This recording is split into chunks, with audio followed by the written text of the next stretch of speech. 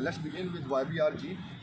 और ये जो बाइक है इसकी 1 to 4 इसकी डिस्प्लेसमेंट है 124, और इसकी जो व्हील बेस है वो 1300 है, 1300 थोड़ी सी कम है, 1295 इसकी व्हील बेस है। और उसके बाद टोटल जो लेंथ है इस बाइक की वो है ऑलमोस्ट 250 मिलीमीटर में होती है ये।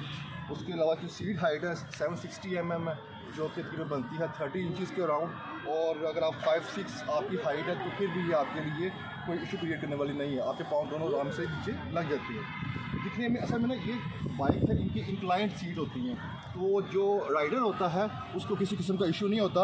आपको पहली नज़र में ऐसे ही दिखता है जैसे आप इसके ऊपर शायद कंफर्टेबल नहीं रह सकेंगे, छोटी हाइट का बंदा इसको कंट्रोल नहीं कर सकता, लेकिन इजीली कर सकता है कंट्रोल। और इसके बाद इस बाइक में आपको जो फीचर्स हैं उसके बारे में बात करते हैं। बस भी दिखाएं, इसके अंदर फ्यूल गेज है, इसके अंदर ओडोमीटर है, इसके अंदर टेक्नोमीटर है, इसके अंदर आपको सेल्फ स्टार्ट का ऑप्शन मिलता है। The only missing feature is the kill switch, और बाकी इसके अंदर ऑलमोस्ट डिपर इसके अंदर मौजूद नहीं है। हाँ, वो भी एक मिसिंग फीचर इसमें है, और बाकी सब फीचर्स इसके अंदर मौजूद है। इसका OHC इंजन है, ओ हेड कैम शैफ्ट का इंजन है, और जो कि OHV से बहुत बेहतर होता है। और इसकी उसी वजह से माइलेज जो है ना आपको अराउंड 45-50 ये माइलेज दे देती है आसानी से मेन रोड के ऊपर, और विद इन द सिटी ये आपको 40 की माइलेज आसानी से दे देती है। बाकी आपकी एक्सेलरेशन पर डिपेंड करता है कि किस तरह की है। अब बात करते हैं इसकी हॉर्स पावर के ऊपर। तो इसकी हॉर्स पावर आपको ये देता है अराउंड 11, ठीक है, जो कि इतनी ज़्यादा नहीं है। और टॉर्क भी इसकी 12.5 है, सॉरी 10.5 है इसकी टॉर्क, जो कि पहाड़ी एरिया में मेरे ख्याल में सफिशेंट है। अगर तो आप पिलियन राइडर साथ लेके जाती हैं तो फिर थोड़ा सा इशू क्रिएट होता है, स्पेसिफिकली जो पासेस होते हैं वहाँ पर। और लेकिन वैसे इसकी जो बाइक की जो इसकी मेकिंग है, जो इसकी जितने लोगों को इसके अंदर स्पेसिफिकेशंस हैं वो बहुत सूट करती हैं ऑफ राइडर्स के लिए। अब बात करते हैं इसके बैक टायर्स के ऊपर। तो इसका जो बैक का टायर है वो 1990-18 का होता है, 18 का रिम होता है, और बाकी इसकी 1990 इसकी विथ और लेंथ होती है। अब इसके बाद ये हमारी जो बाइक है इन्होंने स्टॉक टायर को चेंज रिप्लेस किया हुआ है 100-90-18 के साथ, ठीक है। एग्जॉस्ट इसका बड़ा खूबसूरत है। जो हमारे टिपिकल पाकिस्तानी राइडर्स होते हैं वो इस तरह के एग्जॉस्ट को एंजॉय करते हैं। ज़रा नॉइसी है लेकिन बहुत ज़्यादा लाउड नहीं है, जैसे कि 1 to 5 CG का होता है। तो ओवरऑल एक बहुत ही अच्छी बाइक है और बड़ी ड्यूरेबल किस्म की ये बाइक है। अगर आप इसके साथ 100 किलोमीटर एक इन सिंगल सेशन आप करते हैं विदाउट एनी सेशन, अगर आप एक कंटिन्यू ड्राइव करते हैं, राइड लेते हैं 100 की भी और इवन 200 की भी लेते हैं, तो ये आपको इशू नहीं क्रिएट करती। और क्योंकि OHC इंजन है तो ये जल्दी कूल हो जाता है। और इसके अलावा इस बाइक के अंदर आपको फ्रंट में डिस्क ब्रेक मिलती है, ठीक है। सिंगल ड्यू पिस्टन इसकी कैलिबर की वो फ्रंट डिस्क ब्रेक है, जो कि बहुत ही एफिशिएंट है। हेडलाइट आपको गोल मिलती है, बड़ी खूबसूरत है। फेंडर इसका ज़रा ऊपर से रेज़ हुआ है, वो अच्छा है। और फ्रंट का जो टायर है वो 2.75 का होता है, और इसके जो पैटर्न है वो ही आपको बता रहा है कि ये ऑफ रोडिंग के लिए कितना कन्वीनियंट होगा, कितना सूटेबल होगा। अब अच्छा, अब बात करते हैं हम CB 150F के ऊपर। तो इसकी जो डिस्प्लेसमेंट है इसके इंजन की है वो 149 है, ठीक है। इसकी जो ग्राउंड क्लियरेंस है वो तकरीबन है 166 mm। इसकी मैं YBR-G की बताना भूल गया था, इसकी अराउंड 160 mm है, ठीक है। इससे कम है। ग्राउंड क्लियरेंस की जब भी हम बात करते हैं तो हम अक्सर हमें लगता है कि जैसे GS और GR ये ऊंची बाइक्स हैं, इवन YBR इससे ऊंची लगती है, लेकिन ग्राउंड रियलिटी ये है कि ग्राउंड क्लियरेंस CB 150F जैसी किसी भी बाइक की नहीं है, 166 mm। और इसको हमने बड़े बड़े ऑफ रोड्स पे चलाया हुआ है और ये बाइक नीचे से नहीं लगती। अब बात कर लें इसकी सिटिंग पोस्चर की, तो इस जैसा बेस्ट सिटिंग पोस्चर आपको नहीं मिलता। हाँ, पिलियन राइडर्स थोड़ा सा इसमें डिस्टर्ब होते हैं। If you are riding with a male pillion rider then it is not going to be an issue whether you are driving a CBF or a YBR-G, it is not going to make any particular difference.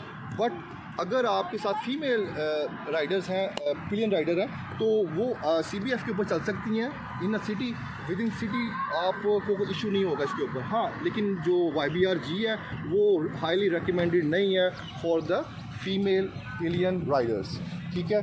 अब दोबारा आते हैं इसके spare parts की तरफ। तो इसके spare parts काफ़ी एक्सपेंसिव हैं, ठीक है, लेकिन वो उसको मैं इसके एक फ़्लॉ नहीं कहूँगा, वीकनेस नहीं कहूँगा, क्योंकि जब आप एक ऐसी बाइक को ख़रीदते हैं, आपको शौक पूरा करते हैं, तो फिर एक्सपेंसिव आपको उसको दिमाग में लेकर चलना पड़ता है आपको। इसका वाइज़र, इस जैसा खूबसूरत वाइज़र मैं इसको रिपीटेडली बताता रहता हूँ कि इस जैसा खूबसूरत वाइज़र किसी भी बाइक का नहीं है। इसके अंदर सारे आपको ऑप्शन मिलते हैं, ऑडोमीटर है, इसमें टेक्नोमीटर है, इसके अंदर फ्यूल गेज है, इसमें के अंदर आपको गियर इंडिकेटर मिलता है, इसके अंदर डिपर है। द ओनली मिसिंग फीचर यहाँ पर भी आपको वही नहीं मिलेगा जो होता है आपका किल स्विच। उसके अलावा चौक इसकी नीचे दी गई है, GR की तरह ऊपर चौक नहीं है, लेकिन सेल्फ स्टार्ट इतना इशू तो नहीं करता। लेकिन after riding a bike for more than 5 years you could come across a few issues. So हमारे साथ भी एक दो इश्यूज़ हैं।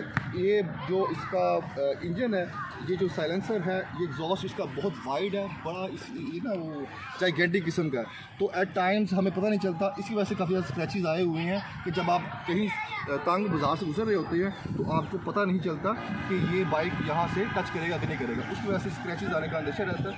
और इसको इतना ह्यूज नहीं होना चाहिए। तो मेरा इसके एग्जॉस्ट के साथ बिल्कुल भी मेरी इसके साथ मैं एग्री नहीं करता। They could have done much better. And same is going to be the case with its scoops इसके इतने ज़्यादा वाइड है और इतने ह्यूज है।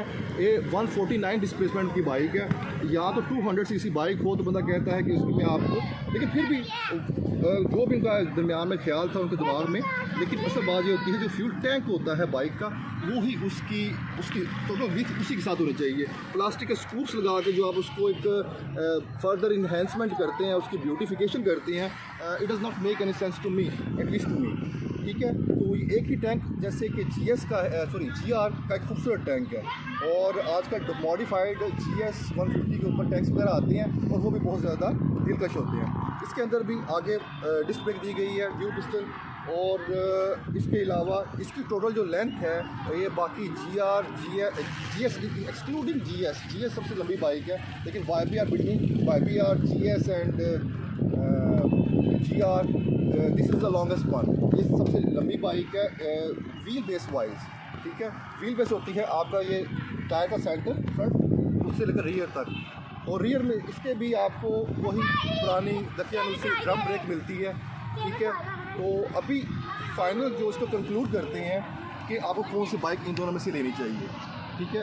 अब बात ये है कि YBR वालों ने इसको इतना एक्सपेंसिव कर दिया है कि जो डिफरेंस है between the prices of these two bikes is very scanty, it's nearly 20,000 rupees.